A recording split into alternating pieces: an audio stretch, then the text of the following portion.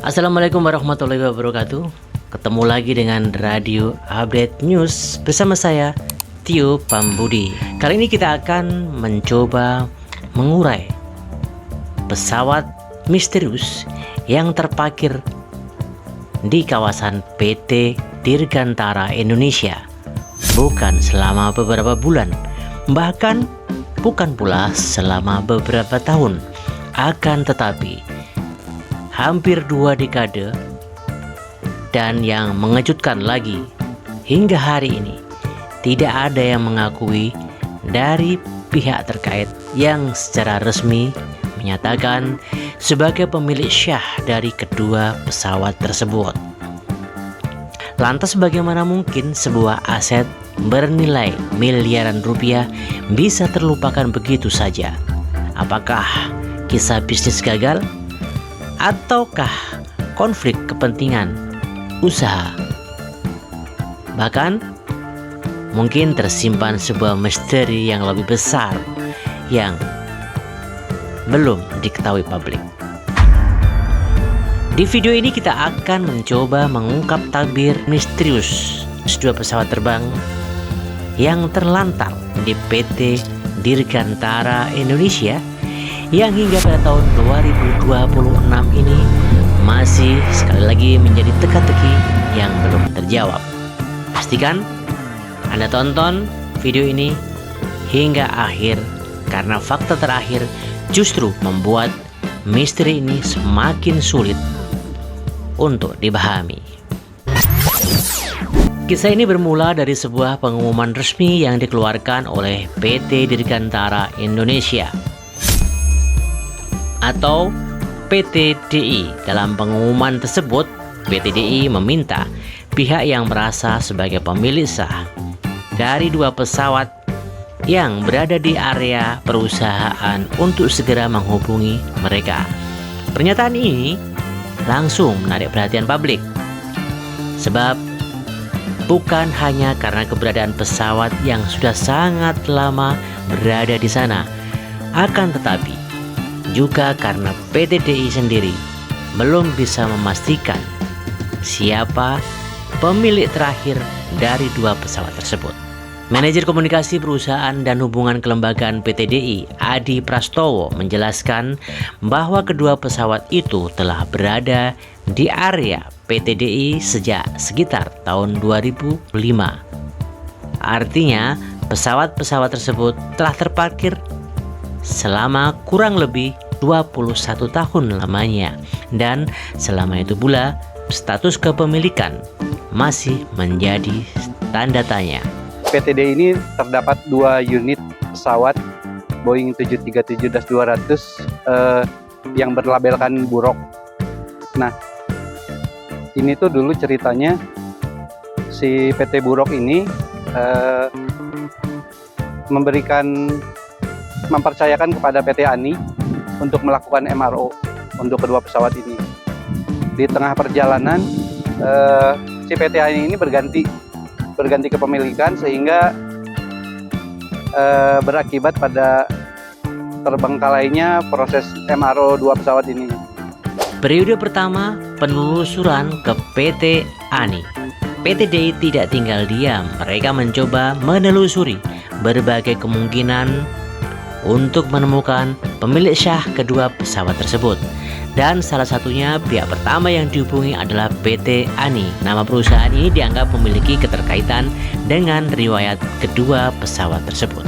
Surat resmi pun dikirim, namun jawabannya justru mengejutkan. PT ANI kini telah berganti kepemilikan, menyatakan bahwa mereka tidak memiliki hubungan dengan kedua pesawat tersebut. Jejak pertama berakhir buntu. Tidak ada dokumen yang dapat menginformasikan kepemilikan. Misteri semakin dalam. Jika bukan PT ANI, lantas siapa?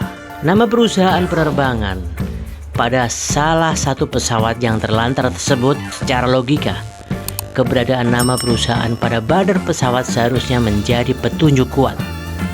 Namun kenyataannya tidaklah sesederhana itu. Buruk Airlines telah lama berhenti beroperasi dan dinyatakan pilot. Ketika sebuah perusahaan bangkrut, asetnya biasanya akan tercatat dan ditangani oleh kurator. Karena itulah PT DI kemudian berusaha mencari informasi nama pihak kurator. Harapannya ada catatan administrasi yang dapat menjelaskan status kedua pesawat tersebut. Namun lagi-lagi jawaban yang diperoleh belum mampu memecahkan teka-teki misteri kepemilikan masih menggantung. Periode ketiga, petunjuk mengarah ke BUMN pembiayaan. Di tengah penelusuran, muncul informasi menarik bahwa ada dugaan pengadaan pembiayaan pesawat itu berkaitan dengan PT PAN. PT PAN sendiri adalah perusahaan BUMN yang bergerak di bidang pembiayaan. Informasi ini membuat PT DI bergerak lebih jauh dan mereka mendatangi kantor PT PAN di kawasan Tebet, Jakarta. Harapannya sederhana, mungkin saja dapat menemukan dokumen pembiayaan, catatan aset, atau arsip yang dapat mengungkap siapa sebenarnya pemilik dua pesawat misterius tersebut. Tetapi sekali lagi jawaban yang dicari-cari tidak ditemukan. Belum ada penjelasan secara tertulis yang dapat memberikan kepastian. Lalu datang fakta-fakta baru yang membuat kasus ini semakin rumit. Pada bulan Februari 2026, PT PAN resmi dilikuidasi pemerintah. Artinya, perusahaan tersebut sudah tidak lagi beroperasi seperti sebelumnya. Jika ada dokumen yang penting yang belum ditemukan, maka proses pencarian tentu akan semakin sulit. Namun yang paling mengejutkan terjadi 2 pekan sebelum pernyataan PT DI disampaikan. Kurator PT PAN mendatangi langsung PT DI. Mereka memeriksa berbagai aset perusahaan. Namun hasilnya sungguh mengejutkan. Kedua pesawat tersebut tidak tercatat sebagai aset PT PAN. Satu lagi, petunjuk pun tertutup. Periode keempat, misteri yang belum terpecahkan. Sekarang mari kita rangkum peristiwanya terlebih dahulu dari awal hingga akhir. Pertama, PT ANI menyatakan tidak memiliki hubungan. Lalu pertanyaan selanjutnya, siapa sebenarnya pemilik dari kedua pesawat itu? Bagaimana mungkin aset bernilai miliaran rupiah bisa berada selama puluhan tahun di area perusahaan strategis tanpa kejelasan kepemilikan? Atau dokumen kepemilikannya hilang? Barangkali terjadi transaksi yang tidak pernah diselesaikan. Atau mungkin adakah pemilik yang mengetahui sejarah kedua pesawat tersebut namun belum muncul ke publik? Semakin banyak pertanyaan yang muncul, semakin sedikit jawaban yang tersedia. Teori menariknya adalah kasus 2 pesawat misterius di PT Dirgantara Indonesia ini menunjukkan bahwa sebuah aset besar pun bisa berubah menjadi teka-teki yang ketika jejak administrasinya pun terputus selama bertahun-tahun lamanya. Hingga saat ini PT DI masih membuka kesempatan bagi pihak-pihak yang memiliki bukti kepemilikan secara syah untuk menghubungi mereka.